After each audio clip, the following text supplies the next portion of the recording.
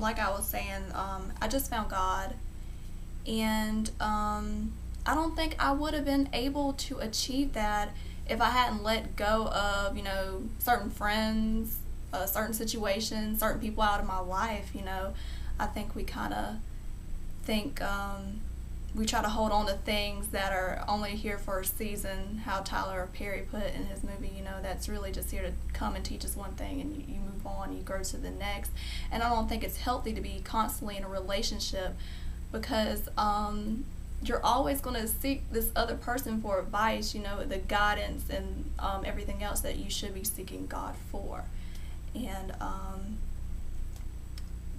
gonna stop right there on that issue. But like I said, the self must be addressed first. Are you happy with yourself, and do you love yourself? And when I say that, I don't mean it in a narcissistic type way, not a all into myself type thing, but a general respect and appreciation for who you are, where you've been, and where you're going, and you have the right outlook on life, the right perspective, and you kind of have your eggs all in one basket, so to speak, as far as terms of loving yourself, which is the most important thing. Because a lot of women, they go into relationships thinking that it's the significant other responsibility to build them up and make them feel good about themselves, when it's self-esteem is not that definition. Self-esteem is, what you think of yourself, and it's never going to be the other person's responsibility to make you feel,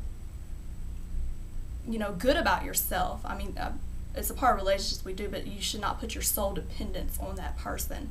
And I think we get a lot of women get disappointed on that. I kind of feel if, you have a good understanding and respect and love for yourself, if your significant other disappoints you, it should be like water on a duck. It should just roll off your back. It shouldn't faze you. You should just be able to pick up and move on. I'm not saying it wouldn't hurt you, but you should have a more mature mindset about those things. But let's see, let's say, like right now, I like to say we're in the phase of establishment. We're establishing ourselves spiritually, we're establishing ourselves career-wise, we're establishing ourselves, house, car, whatever, financially, etc. And I think women, we rush on this, I don't know where we get this stupid ticking time clock thing, that we put ourselves in this little box that, oh my God, I got to be married by 25. I got to be married by 25. And, that may not be God's plans for you. God's plans may be for you to not get married till 30, which is okay. It's fine not to be married in your 20s. It just means, God has a lot of more growing experiences and stored for you before you make it to the next stage in life. And we kind of upset God's plans when we're out just constantly, seeking somebody, and we're just not, happy with being with ourselves. If you're not happy by yourself, what makes you think somebody else is going to be happy with you if you don't even enjoy your own company? And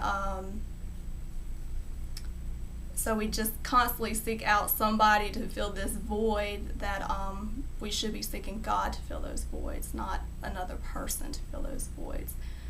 But let's say you're past this type of stage of establishment. My older ladies, or my younger ladies. There's a lot of young women out there who are self-sufficient at this age.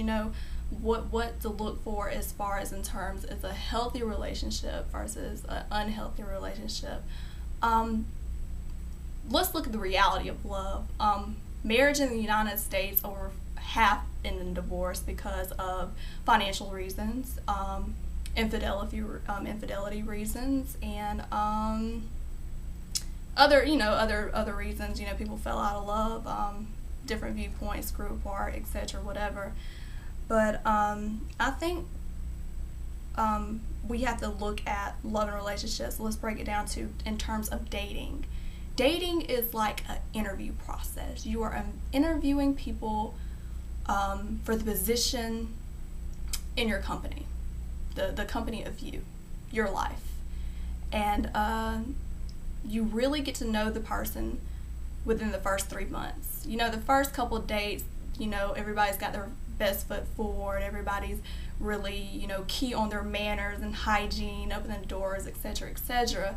But, after 3 months, after that that, veil has been lifted, the person you see is generally the person you get. And if they're lying to you, disrespectful to you, cheating on you, in the first 3 months, don't expect it to change 3 months down the line or 6 years or whatever.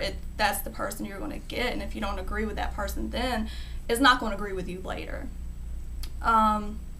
The first thing people overlook is finances. I'm not saying go to the first date with a pen and piece of paper asking for their bank account statements and their credit report, but it is important. Credit is very important in life. I know some people got a ill mindset, like, money talks, but a lot of people don't